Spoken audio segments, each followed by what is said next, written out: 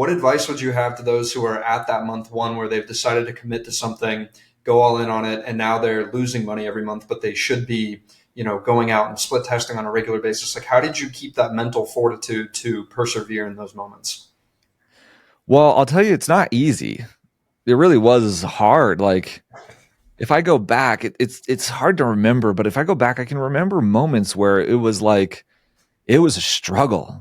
Like real, like I was down. I didn't know if this was going to work or if we were going to be able to make it. Or I mean, we all as entrepreneurs go through stuff like that, and there were some hard times in there for sure. But when it comes down to it, like if I look at my entire past as an entrepreneur, the moments of the highest peaks or the biggest moments of growth have all come from honing in on one thing, from focusing. And it makes sense if you think about it. Like if your attention is split between 10 different things, you're going to do 10 things mediocre versus doing one thing very well. And so logically it makes sense. For whatever reason, we don't often operate that way. Because a lot of entrepreneurs, and I fall into this trap too, we often think that like the key to making more money is by launching new things. It's like you launch one product and you sell as many as you can, and then you're like, okay, well now I need to go launch something else, and I need to go create something else, and then cut something else, and you end up with an entire value ladder of products that are all kind of working, right? And that's honestly what keeps you stuck. There is a time and a place to diversify, and there's a time to grow and to build that thing and to start making that happen. But it's definitely not at the beginning, and it takes a little bit of time to get there. And so, I think that the advice to focus until you've made $1 million on one thing is actually really sound advice. I think there's some experimentation at the beginning to figure out what is that one thing that I really want to scale. I want to try to make happen. But then ultimately it is sound advice, because it's when you give all of your effort and all of your energy into it that you can do that. You can split test and create new ad creatives and try new things out. Like there's no way I would have had the energy to do that if I was focusing on all these other things to make it happen. And so, yes, ultimately, I think that is the goal. If you do want to scale something, you do want to grow, like it really is ultimately comes down to the one thing that takes off. And it's figuring out what that one thing is and then just committing to it for a long period of time. I've seen that, not just in the business realm, but also, the same thing happened recently a few years ago when I committed to making content. For the entire time I was running the Cinema Mastery business, my business was entirely built on ads, and ads are great and they're good for scaling, but they're also very expensive. And it got to a point where the ads got too expensive for me, and it was during a holiday season, and it kind of blew up and everything imploded, and I lost our entire business, and things weren't going well. That I really finally had the reality check that I needed to really commit to making content. And so I turned off all of my ads, and I actually started making videos every single day, creating content, talking about what I was doing. It's not something that I had done before. Even though I knew how to do it, I'd been doing it since I was a little kid.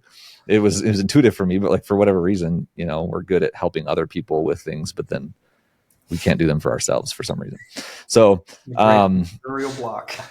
yeah, it really is. It really is. So I committed once again, committed. I said, this is it. And it always seems to stem from those times when you're just down and you don't know what to do, and you're just like, I've got to do this. And this is the thing that I need to do. And so I'm going to take this one thing and I'm going to commit to it, and I'm just going to go for it. And I did. And again, for the first 2 months, I was losing followers every day. It wasn't going well. It wasn't really getting views or anything like that. But then I kept going, and I started tweaking the content, and I started paying attention to oh, this one worked really well. This one didn't. I need to do more of this and less of this, which is akin to the split test, right? Where it's take the one that worked and use it, take the one that didn't work, get rid of it. And I started doing that with my content. And what do you know, within 5 or 6 months, my following grew to over 100,000 followers. I was reaching 500 to 600,000 people per day.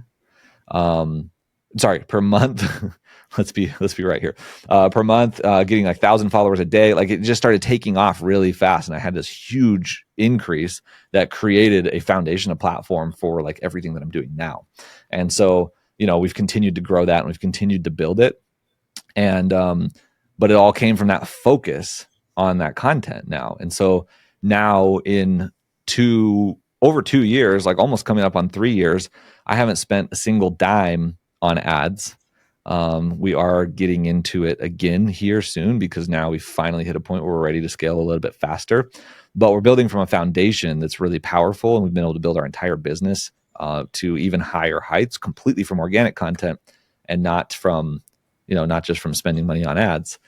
Um, but yeah, in that time frame, we haven't spent any money on ads and be able to grow completely organically, which has been just a huge, huge shift for us. And that's a kind of like ushered me into this new realm of business, and where I'm really focused on, you know, I love filmmaking and I love video.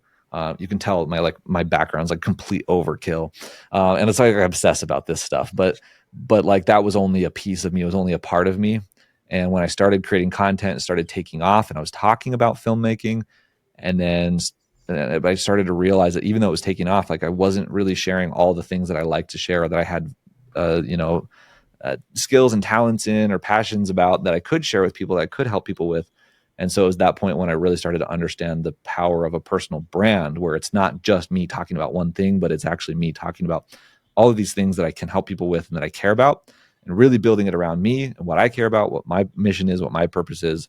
And that was when everything really started taking off, is building from there. And so now that's how we've come full circle to what we do now. And we help people with that, build their brand, create their business, grow it, scale it, and everything online because of that. I love that. I love a couple of things I saw. There's always resistance. You know what I mean? There's going to be resistance. But the other thing I saw a lot of entrepreneurs is the definitive thing is mindset. But it's really get to the point where it's not working, and like the negativity can come in, all those things would creep in. Why am I doing this? You mentioned that earlier. Like for you, like how are you coaching folks? Because everybody's going to hit that. And if you see, like you said, $10,000 a month, a lot. To $15,000 a month, a lot of money to lose, and still believe you're doing the right thing. Obviously, you can use your experience, but how are you coaching folks to kind of get past that, knowing what's on the other side of that resistance? Yeah, for sure. I mean, I do think that everything is nuanced, right? And it's not so black and white. And I like to think very critically. I like to think very nuanced in things. And a lot of times, in these short podcasts, we talk about like, it's just do this, this, and this. But then there's always more to it, right? And I think in this case, the more to it is that there is a point where you have to be aware that like maybe the thing that you're doing like just isn't cutting it, like it isn't going to work, right?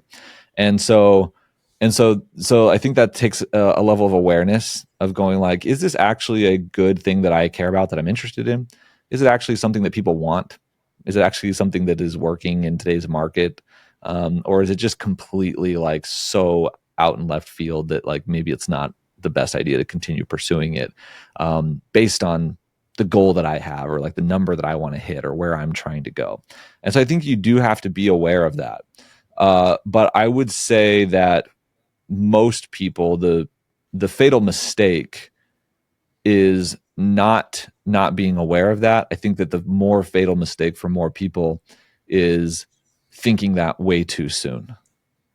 And that's what I would say is when you're, I mean, I see this with business and with content. When somebody comes to me and they're like, I've been making videos and it's not working. They're not really taking off. I'm not getting views or comments and stuff like that. And I'm like, okay, well, let me pull up your account. And I open up their account and I'm like, well, how many videos have you made? And they're like, well, I'm going to post my 5th one today. And I'm like, well, come on. like I just, it's like, I don't really have any advice to give you, because I don't even have enough data to be able to tell you why anything's working or not working. Like, you just haven't done enough of it. Come back to me when you're 90 days in of daily content, and then let's make an adjustment. Then let's tweak. And that's really the important thing. It's the same thing with business, is like, if I had focused on that funnel for 2 months and then said, well, this isn't working, then it never would have worked. Right. But it was like month 3 that it started working. And so you have to have that persistence, and you kind of have to be a little bit, what's the word for it? Resilient. Determined, Yeah. stubborn. Yeah. Yeah. Stubborn. a little bit and be able to go like, no, I committed to this thing. I'm going to do it. And then, really give it your all, because sometimes I think we dip our toes into things to see if they will work. But the nature of the fact is that by only dipping your toes into it, you are guaranteeing that it will not work. Yeah. Right? Yeah. It's the all-in attention that makes it work. Mm-hmm. That sounds a lot like Tony Robbins' concept of like burning the boats. It's like if you want to take the island, you have to burn the boats. And what you find in that is, just like he says, a lot of times when your back is up against the wall and you're cornered, like when people have no choice other than to succeed, they tend to succeed. And it sounds like in that moment with your ads and everything, with your funnel and split testing, that's exactly what happened. Yeah. Over 2,800 people have made it into the 2 Comma Club by making at least $1 million in their business. And you get the opportunity to understand exactly how it is that they have done it on an individual by individual basis through this podcast. If you're interested in learning more about the tidbits and advice that they have, then you should consider subscribing to the 2 Comma Club newsletter, where you'll get daily updates and advice on the podcast and the things that we are learning from the individuals who have made at least $1 million. Just go to 2ccnewsletter.com or click the link in the description down below and subscribe.